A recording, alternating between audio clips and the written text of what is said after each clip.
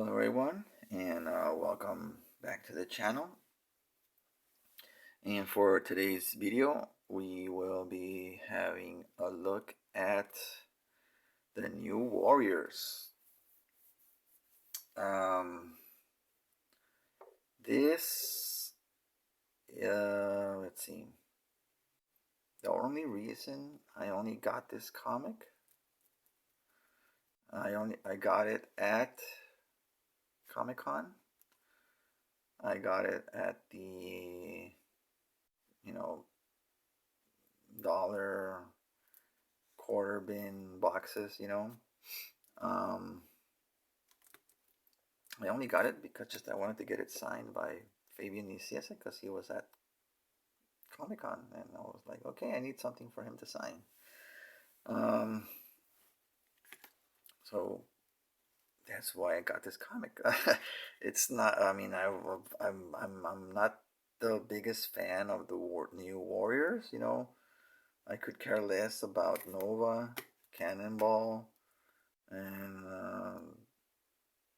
who else is on this roster? I mean, I don't even know all of the characters. That's Firestar.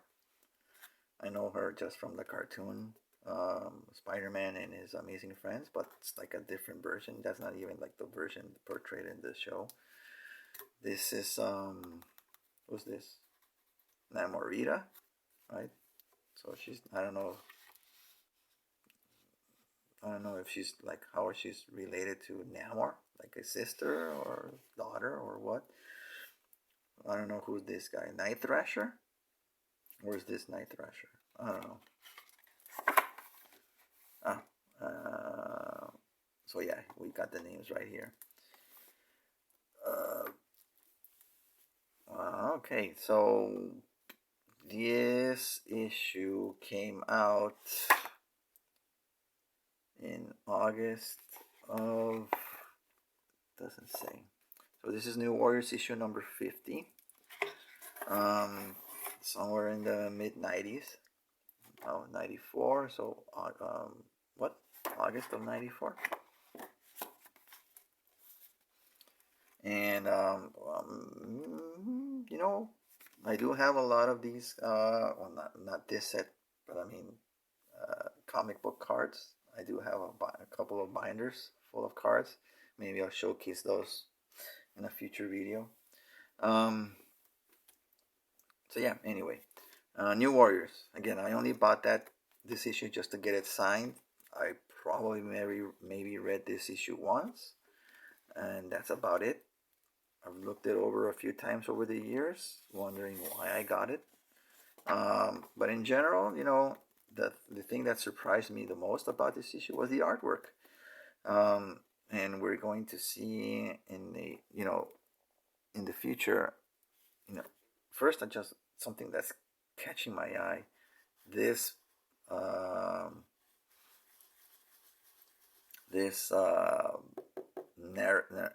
narration, lettering on this. This looks like computer lettering, early computer lettering. I mean, it looks like it was printed on computer paper in 1994 and was pasted onto this. There's no life compared to the normal lettering, right?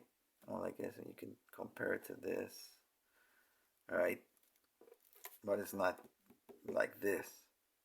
So this tells me that this is Marvel's early attempts at computer lettering.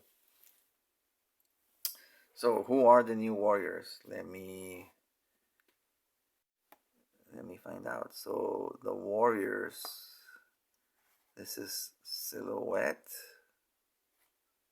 I think this guy's name, they don't put, you see, he didn't even put his name next to him.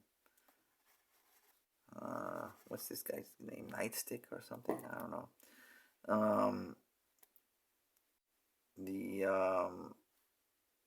The Warriors, the New Warriors. Oh, so this is like the old guard and the new guard. So here we have Silhouette, Speedball. I called him Cannonball earlier. So this is Speedball, Rage, Firestar, Justice.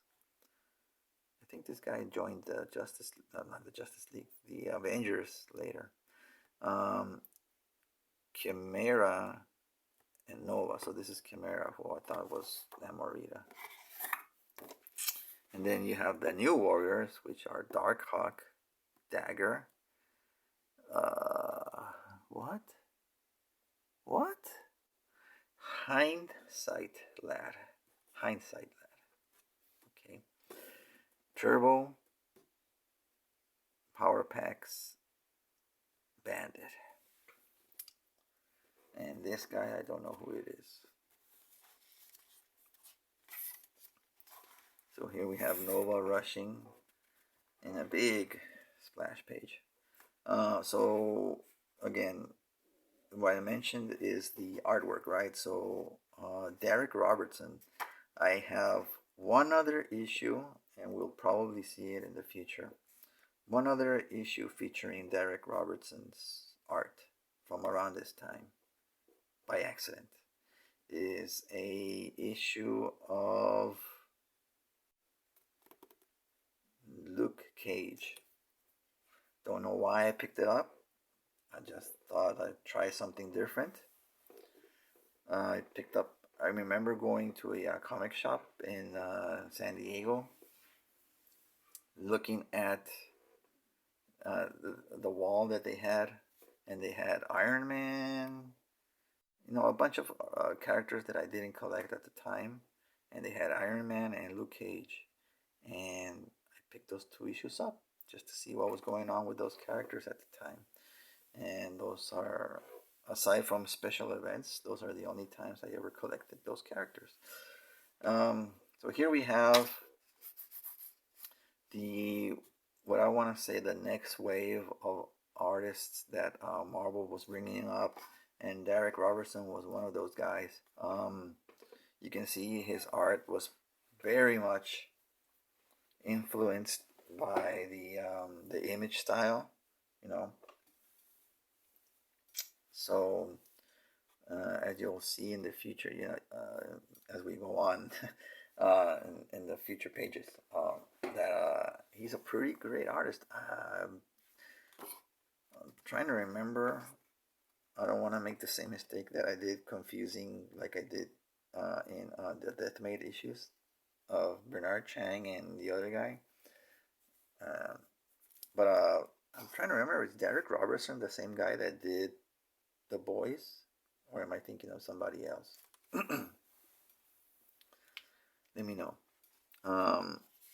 So anyway, this is very much on par with what was going on in Marvel, trying to make new stars.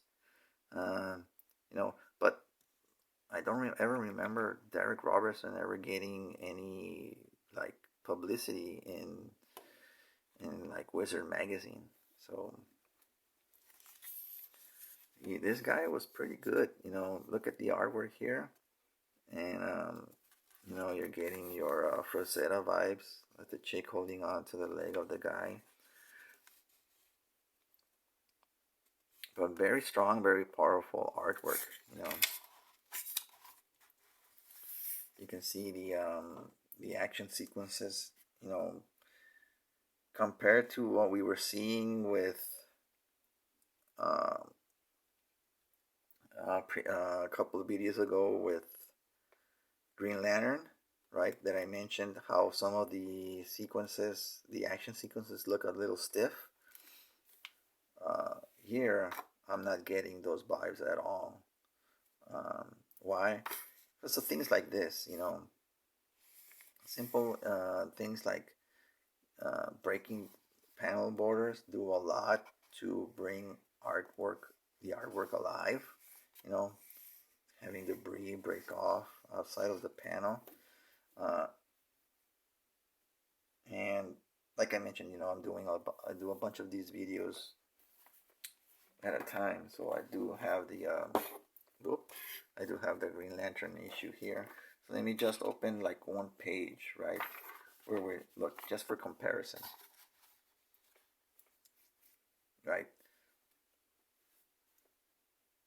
You can see there's more life in this artwork than this artwork, right? You got two characters that are being, either uh, thrown backwards or projected, hit and going backwards.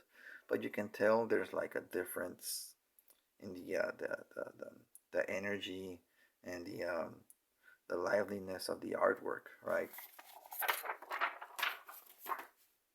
So um, this guy is pretty good. You may see some awkward art every once in a while, proportions and you know wonky anatomy here and there, but that was par for the course back then. Like I've said in other videos in the past,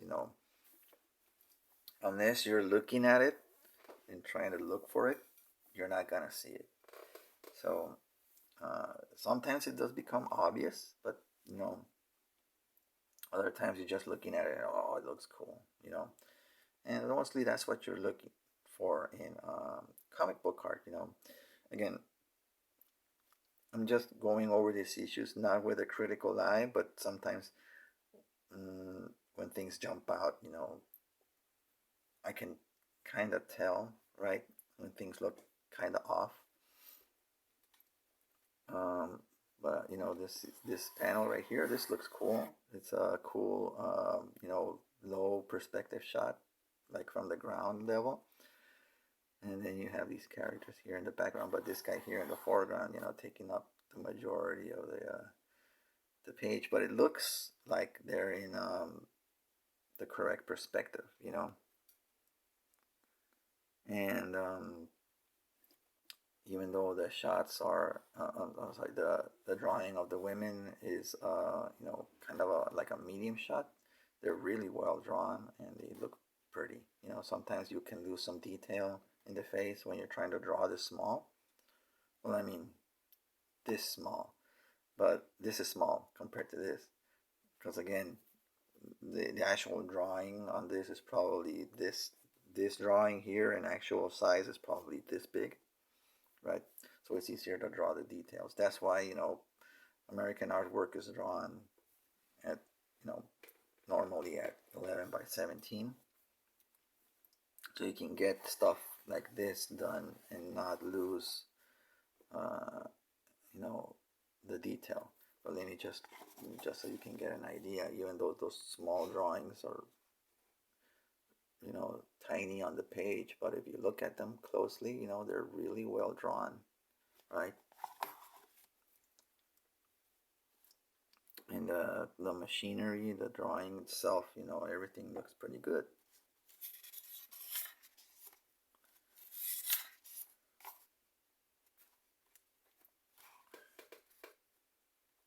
Here it does get a little wonky because you can see the like the elongated neck. She almost looks, I don't know the character, but immediately I get like alien vibes, I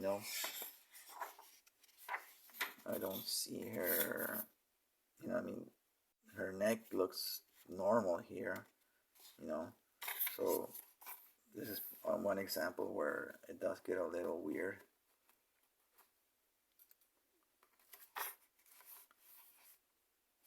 This is a nice shot. Her breasts are, if these are implants, okay, but the art itself, she's got a huge back. Those what do you call these muscles?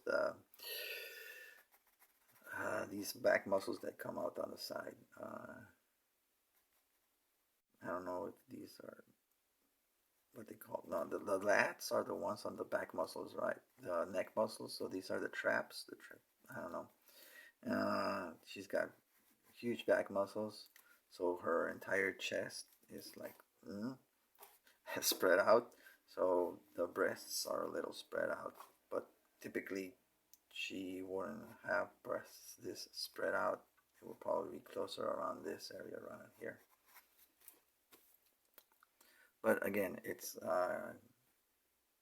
comic book art in the 90s, early 90s, early mid 90s. So a lot of that stuff is not meant to be analyzed like that. in here we see again another use of these panel borders, you know, these famous strokey panel borders. But here, I may not have used it here. Definitely use it here. Here, there's a good use of it. Here, not so much.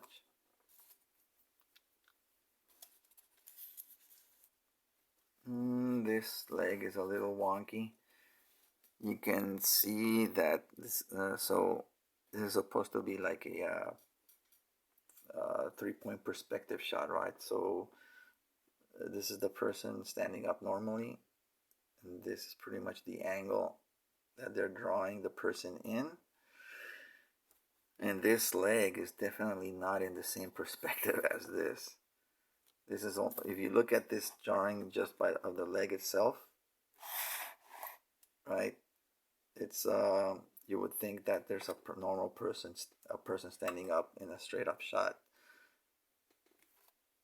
If you look at this part of the drawing, you'd think, oh, that's a pretty cool drawing, until you get to this, right? So this leg should be foreshortened into the background, and we should be seeing less of the shin, the front of the shin, and we should be seeing more of the top of the foot. You know, less meat of the leg, right? Something like this. You know, we're going from the top to the bottom and the foot right here. So the angle should be like this, something like that. See here, this is how this pose should have looked on this, with the, if this leg was, you know, this body right here. That's the only thing wrong with this pose. Everything else looks great except for this leg, because it should be standing something like this.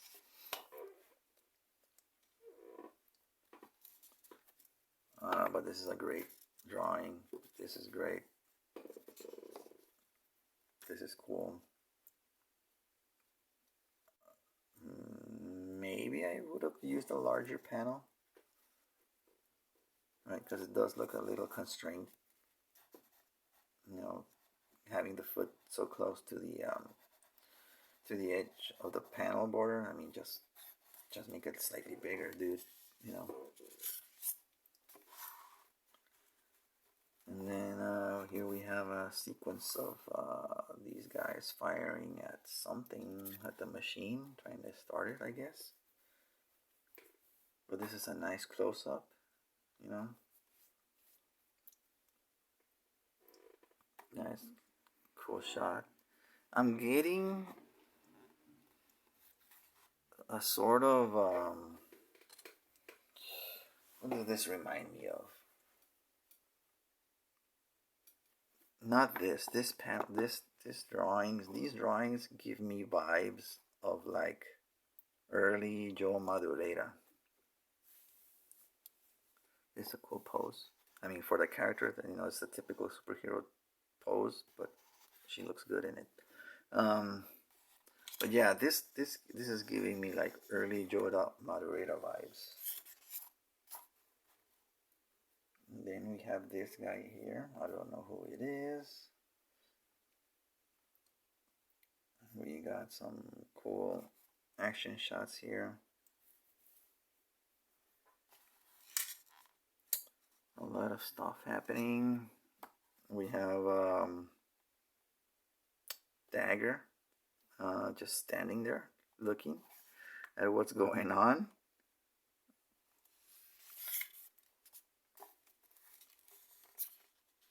Now she's finally doing something. She shoots at Speedball, who then breaks out of something. Just a cool drawing, cool shot. That's how you break the panel border. It's subtle. Some would say, it's not needed, but actually it is. You know, one of the rules is don't cut off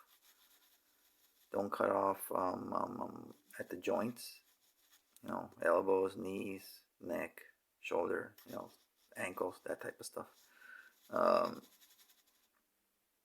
So if the panel was cut off right here, it would look a little weird. You can almost kind of interpret it that somebody else's foot is coming down, right? So that's why breaking the panel border was required here, or not required, but I mean a good decision from the artist, you know. So here we have a cool use of silhouettes. Again, sometimes it's used to rush through a page. Other times it's used to great effect, like in the Street Fighter issue that we looked at. That shot of Ryu in the foreground and the crowds in the background, you know, in silhouette, and all we see they're being backlit. This is almost like the same idea, right? And now we have the team shot. Everybody's jumping in to the action.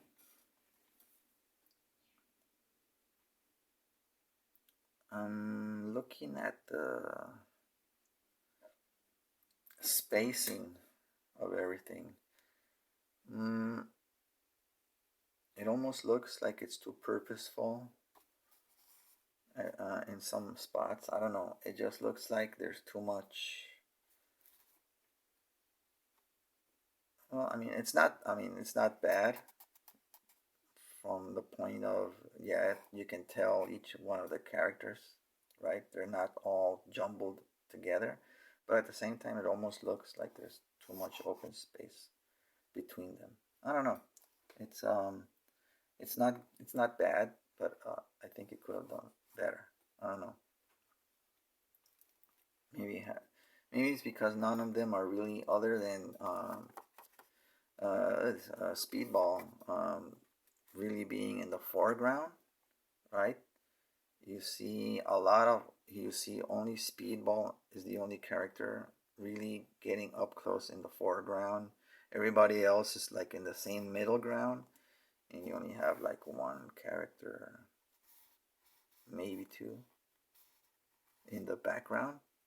So there's a lack of depth in the page, right? So because they're all, even again, it's not badly drawn, but I think there's it could have done better, you know, more characters, maybe move Speedball around this size here, you know, slightly bigger, have Dagger slightly larger, this chick slightly larger, you know, or Nightstick or whatever this guy's name is, you know, make them bigger, you know, just a little more size relation in the page, you know, get all three planes working to your favor.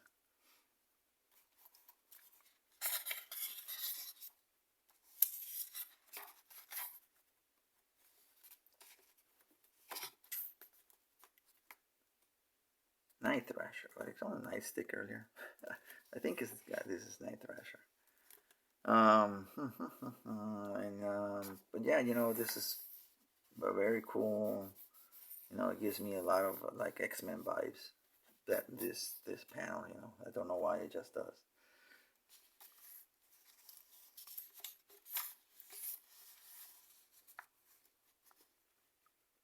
But here I don't know what Turbo.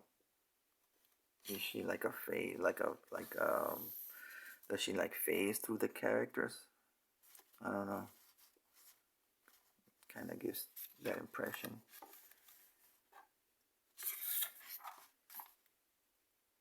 There we go, Super Street Fighter 2. But yeah, you know, everybody is taking it to this guy. This arm here, I probably would have had it going outwards and maybe have the leg a little more bent this way. This is cool. This looks good. This is great.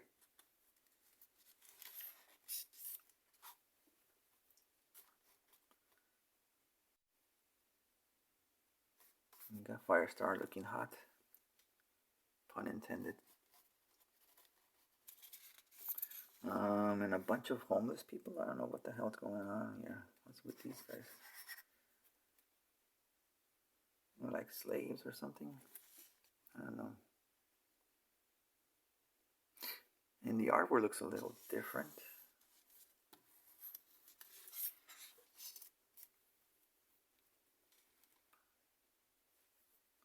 And now, speaking of Firestar, we finally get to see her in action.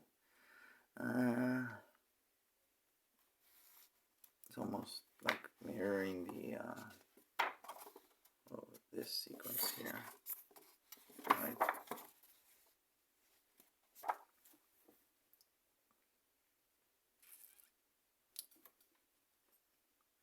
One of her breasts looks smaller than the other, even though they're both on the, her shoulders are straight on. So again, just some stuff that I noticed. This is a cool drawing. Her hairline's a little high. Again, so it does. The art does get a little inconsistent at times, right? It happens. I just want to make sure this guy drew the entire issue.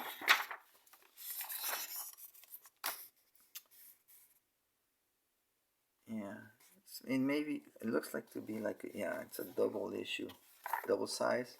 So it's possible that the artist maybe only like completely finished pencils on a few pages, and on others he left it to the inker to finish.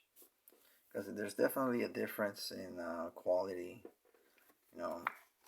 going from these pages, right, and what we're seeing to like this stuff here. I don't know. It looks a little different. This looks inked differently than most of the stuff, so it's leading me to believe that the inker is doing a more heavy lifting here. So it's probably finishing the pages as opposed to the other ones where he was just inking over the artwork, the finished pencils. She's got a seashell covering up one of her breasts.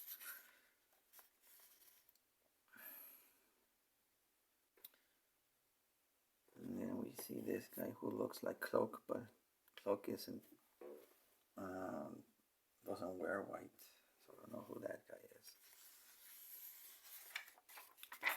Don't know why this is giving me like lucha. What's mucha lucha?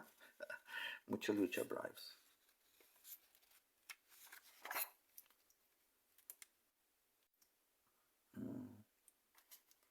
What's this guy's problem?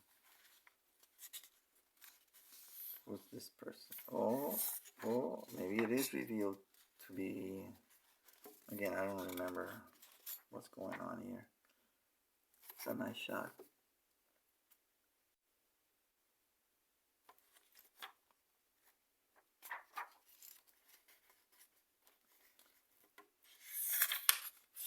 And then we have Nick Fury coming up, showing up,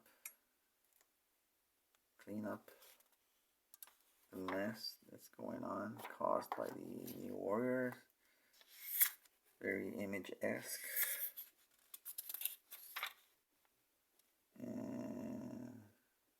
And what the heck are we gonna do with 14 New Warriors? And there we go. That's the fast page. Last page. So yeah, the New Warriors.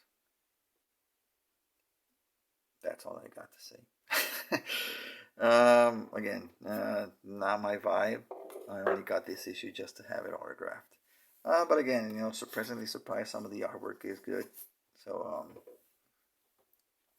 yeah, kudos to Derrick Robertson. Thank you for watching, and I'll be seeing you in the next video. Catch you later.